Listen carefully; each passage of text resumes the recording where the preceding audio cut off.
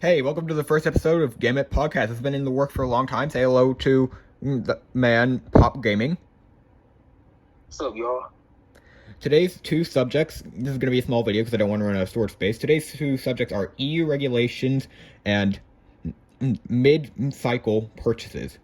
In case you don't know, because you're going to be the consumer mindset, mid-cycle purchases is when you purchase something that gets refreshed yearly, but you purchase it about half a year after it's been out, so you don't know how good the next thing's going to be.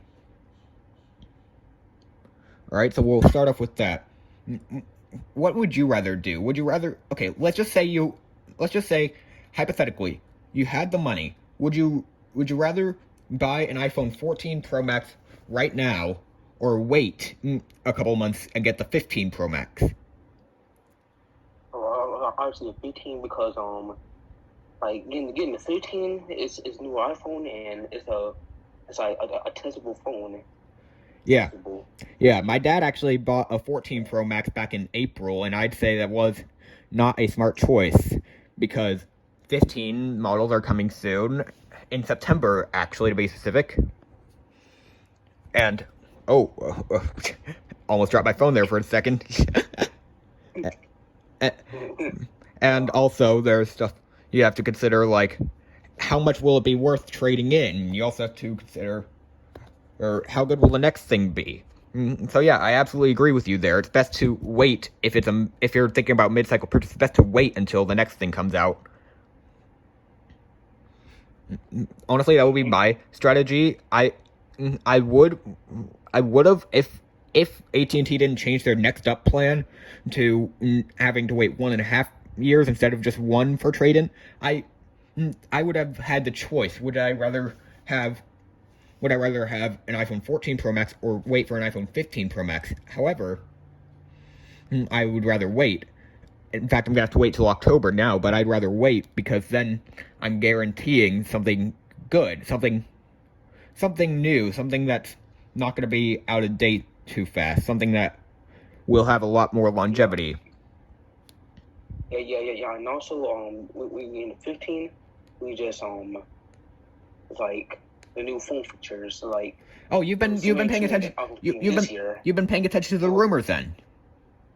Yeah. The rumors was like the iPhone 15 will cost about like more money than. I'm happy about the Thunderbolt coming because then I'll be able to do really fast file transfers, which for someone like me that's kind of important. And also there will be that periscope zoom lens. There will be a much better designed grip and everything. Yeah, and also let's talk about EU regulations for a moment because the EU's been making all sorts of regulations for smart devices that, frankly, I'd say aren't really that fair. Like, they're forcing USB-C, and they're forcing side-loading apps and all that kind of stuff. I will explain in a moment why this is unfair, but for now, let's just... Okay, let's say you have a bunch of devices. They each use different ports. Theoretically, it would be smart to have all your devices use the same port, so you could just use one plug, right? Yes, yeah. You charge all your devices like at the same time. Yeah. You have to like. Yeah, you could use one cable for all of them. Yes. However, and also. However, for one plug. Oh, go ahead. Sorry. Yeah, for one plug, 1 terabyte time, because you have like a plug for all your phones. Yeah, but now here's the problem with that. You also have to consider the fact that other companies are having to do sorts of R&D to make it work because they have to redesign it, and they also have to stop getting certain monetization things that they use to get money, and also they're abandoning things that we already use because we can't use our Lightning adapters anymore or anything like that. And also, you got to think about these companies. They're not supposed to be identical. Like the EU's forcing side loading.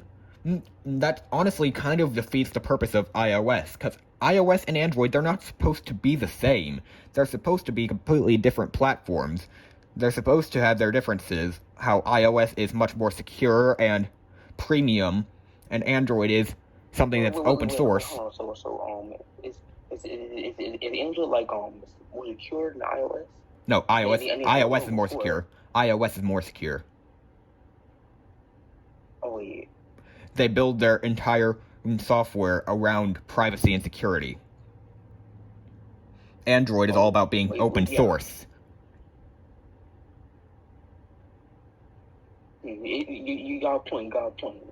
Yeah, and things like that make it kind of redundant because you're basically slowly turning them more and more into the exact same experience when they're supposed to be different. They're not supposed to be, oh, iOS and Android, they're the same thing, all that stuff. They're supposed to be completely different from each other, and then they're forcing things, and also they're forcing things like easily removable batteries, which, yeah, might sound like a good thing, but then you also have to think about how many batteries will be done poorly, because Apple wants to have high quality on their repairs. Yeah. I want high quality. I have like high quality like TikTok videos or TikTok YouTube shorts use, and you see people like they have high quality like parts for phones, high quality parts. Yeah. And just for iPhones. Imagine just taking some sort of generic battery, and not only is it a bad battery, but also you put it in badly, and it's not even gonna do things right. Oh, my iPad's dimming. It's really heating up. Man, iPad 6 problems. I got iPad.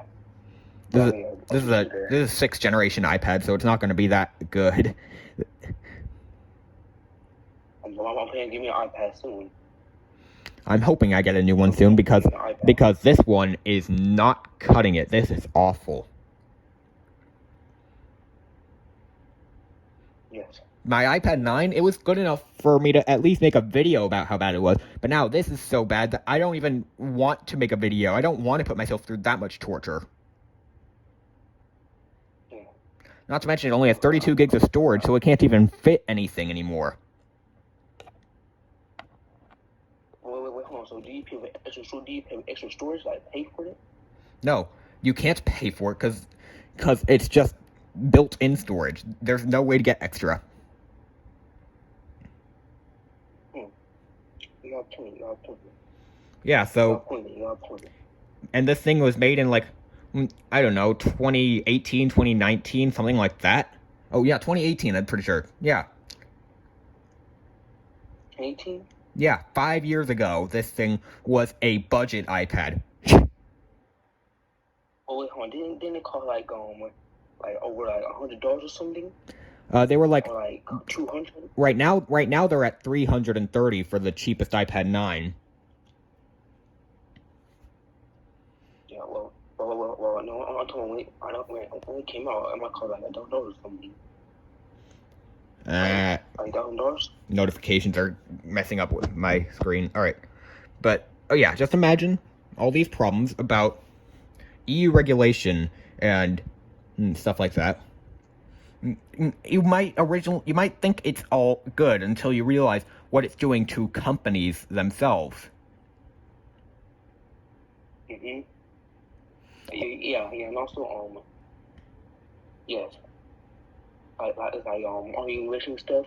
It's like all the parts, like the Apple guy, and then people are like calling the same parts.